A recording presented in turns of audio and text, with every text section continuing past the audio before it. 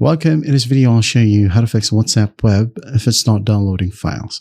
Alright, if you find this video helpful, please leave a like and subscribe to the channel for more such tutorials.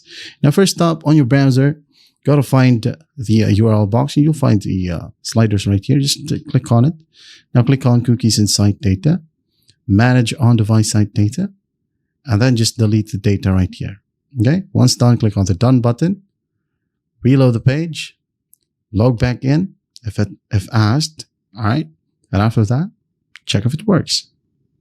Now, if that still won't work, close the browser, go to your date and time right here, right click on adjust date and time, and just make sure that both set times on automatically and set time automatically are both enabled. Once enabled, click on sync now. Wait a bit, close this one.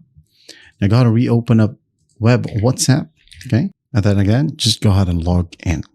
All right, wait a bit.